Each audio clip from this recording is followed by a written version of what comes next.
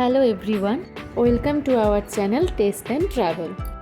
আমি আবারও চলে এসেছি নতুন আরেকটা রেসিপি নিয়ে। আমি আপনাদেরকে বলেছিলাম যে আমি এয়ার ফ্রায়ারে যা রেসিপি বানাবো আপনাদের সাথে শেয়ার করব।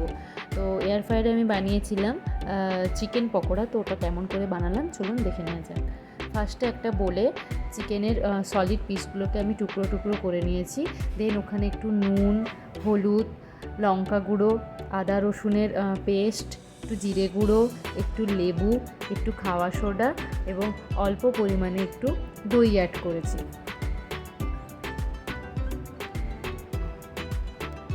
দই অ্যাড করার পর অল্প একটু সাদা তেল অ্যাড করেছি। এবার পুরো মিশ্রণটাকে ভালোভাবে মাখিয়ে নিয়েছি। পুরো মিশ্রণটা ভালোভাবে মাখিয়ে নেওয়ার পর এটাকে 1 থেকে 1.5 ঘন্টার জন্য ম্যারিনেশনের জন্য আমি ঢাকা দিয়ে রেখে দেবো। ম্যারিনেশন হয়ে যাওয়ার পর এয়ার ফ্রায়ারে আমি অল্প একটু তেল ব্রাশ করে নিয়েছি এবং একে একে চিকেনের পিসগুলোকে এয়ার ফ্রায়ারের মধ্যে দিয়ে দেবো। চিকেন পকোড়াটা 180 ডিগ্রি সেন্টিগ্রেডে ফার্স্টে 10 মিনিটের জন্য টাইমটা সেট করে দিয়েছিলাম।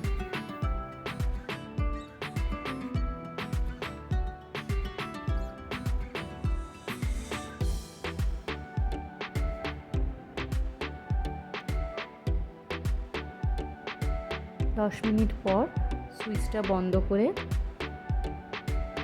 চিকেন পকোড়াটাকে এয়ার ফ্রায়ার থেকে বের করে আমি একটু উল্টে পাল্টে এবং উপর থেকে একটু অয়েল ব্রাশ করে আবার চিকেন পকোড়াটাকে এয়ার ফ্রায়ারের ভিতরে ঢুকিয়ে দিয়েছিলাম এবং 10 মিনিট হয়ে যাওয়ার পর সুইচটা অফ করে আমরা এয়ার ফ্রায়ার থেকে চিকেন পকোড়াগুলো বার করে নিলাম। দেখুন কি সুন্দরভাবে হয়ে গেছে। তেল ছাড়া এত সুন্দর যে চিকেন পকোড়া তৈরি হয়, সত্যি এটা না করলে আমি জানতে পারতাম না।